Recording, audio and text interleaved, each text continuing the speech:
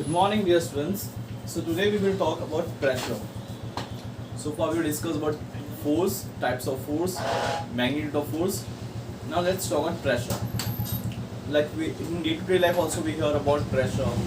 Like as a child you might be facing pressure from parents for learning, for studying, exam pressure and so pressure. So normally we know what is pressure. Pressure is like applying force on a particular area. So what is the pressure? The force applied per unit area. So if we are applying a force and if that force is acting on that a particular area, then it becomes a pressure. Force applied on an area is known as pressure. So the formula of pressure is P equal to F1A. F is for force, A is for area. Now from this formula we can derive some conclusions. Like for example, lesser the area of contact of given body, more is the pressure exerted by it. If the area is less, for example, iron needle. If iron needle I am just placing it on the wall and I'm hammering it, what will happen? The hammer is hitting the iron needle. Iron needle is having small area, so the pressure will increase. Smaller the area of contact, so the pressure will increase.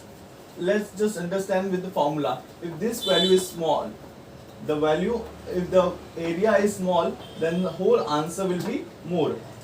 Let's for example in this way, 100 divided by 5, 50. Answer will be what? 2. Understood?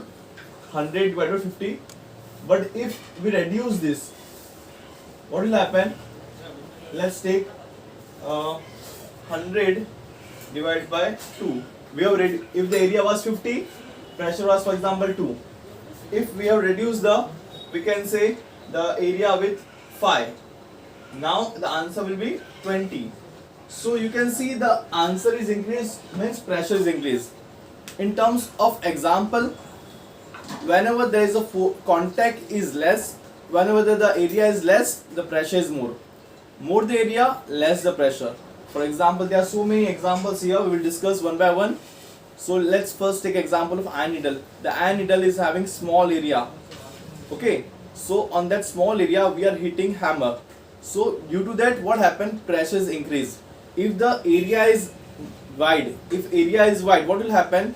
Pressure exerted will be less. So less the area, more will be the pressure. Understood? Second is more the area of contact of a given body, less is the pressure. For example, this duster. First example was iron needle. If you are hammering iron needle, okay, it is pointed and it is having small area. So if you are hammering it, what will happen? It will create more pressure.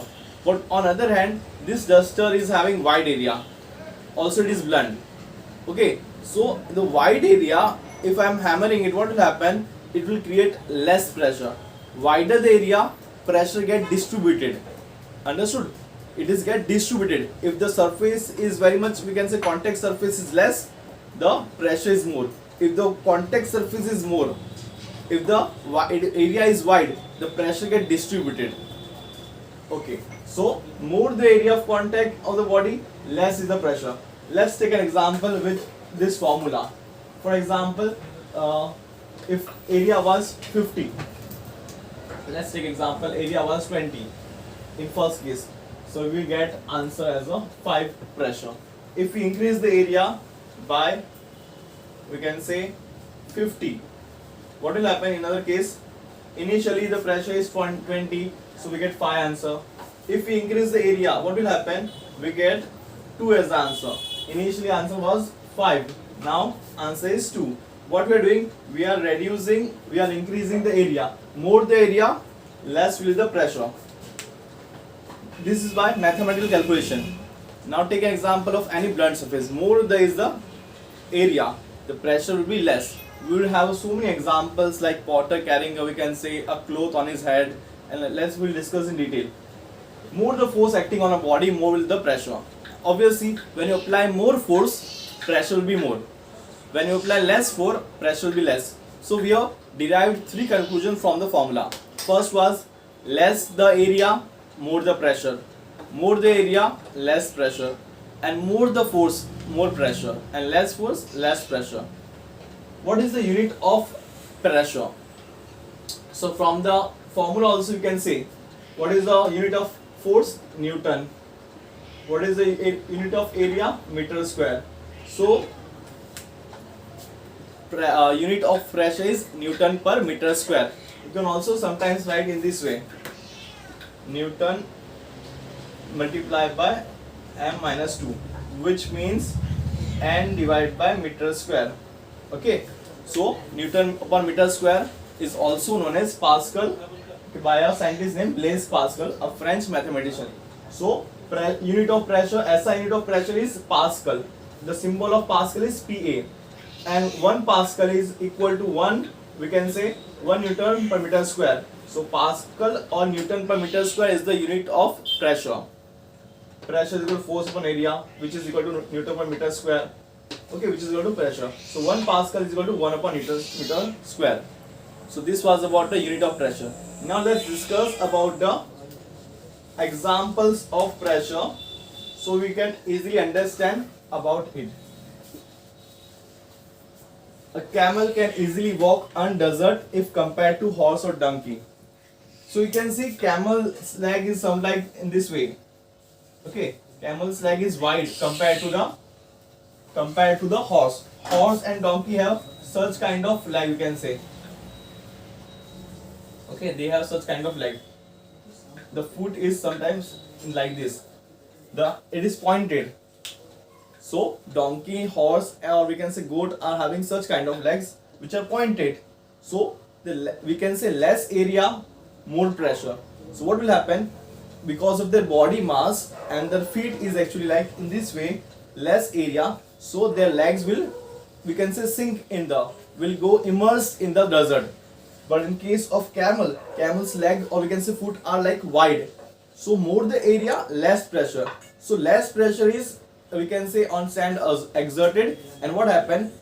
Camel can able to walk because of the more, we can say, more area of the leg or we can say foot. Camel can easily walk on the desert, while donkey and horse is having pointed, we can say, foot. So because of the less area, pressure is more. So with high pressure, their legs sink in it. For another example, rear wheels of truck are provided with double wheels, so the less damage is caused on the road. So you might have seen big trucks, heavy trucks, and in the back side they have double tires. You might have seen double tires. Okay. So the heavy trucks, you might have seen the back tires are double tires. Why so? Because already the truck is loaded, it is having high pressure applying on the roads.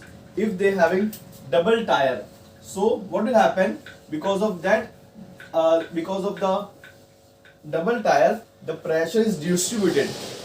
Pressure is distributed because of the, as now the area of contact is more. More the area, less will be pressure.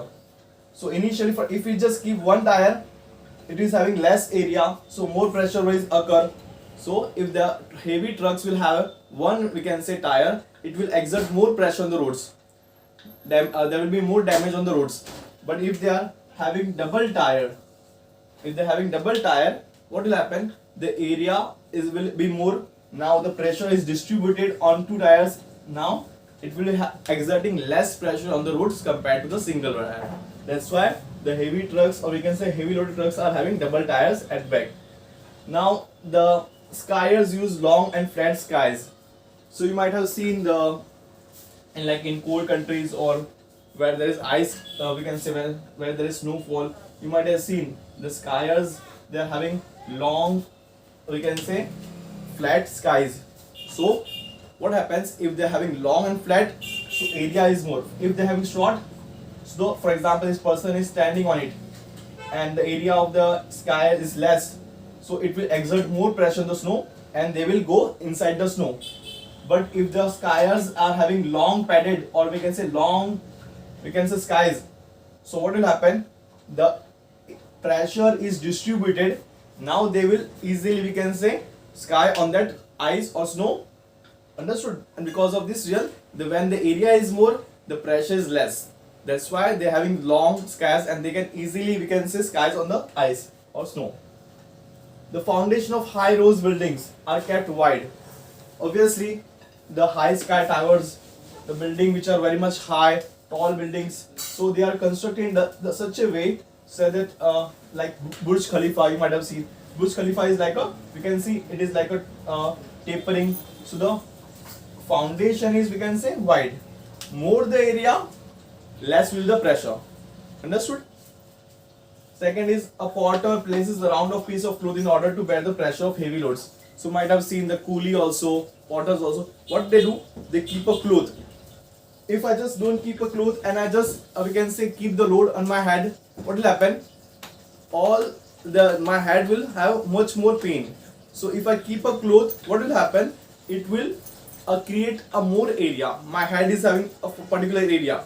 But if I keep a cloth round and make it wide, now the area is more. And if the area is more, the pressure exerted on my head will be less compared to the if I don't keep any cloth. Understood? So more the area, less the pressure. That's why the potters are keeping clothes for bearing the heavy loads. And obviously the cutting knives. You might have seen the knives are very much sharp, but they are very much thin also. Like knife, for example, they are very much thin. Okay. So for example, let me just make. So what happened? The knife are very much thin and sharp. So when they're cutting, what happened? The area of contact is very much less. Less the area of contact, more the pressure. That's why the cutting objects or cutting articles are very much thin and very much sharp.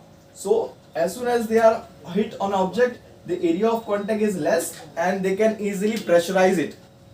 They can easily pressurize the vegetables, or we can say any, we can say fruits. So the knife, blades, or any cutting objects like axes, axes which is used to cut trees and branch. So axes, knife, they are made in such a way that they are very much slim, so they can easily cut because of the less area. Because of the less area also, like for example, you can see the axe. What happened? Because of this cutting edges, their area is less, so they can have more impact. More pressure can be impact.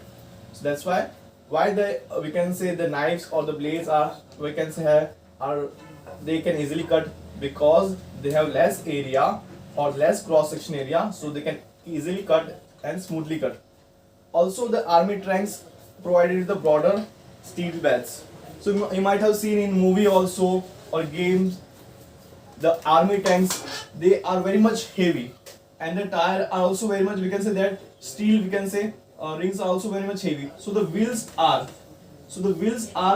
we can say, provided with a belt. You might have seen a belt across the tanks.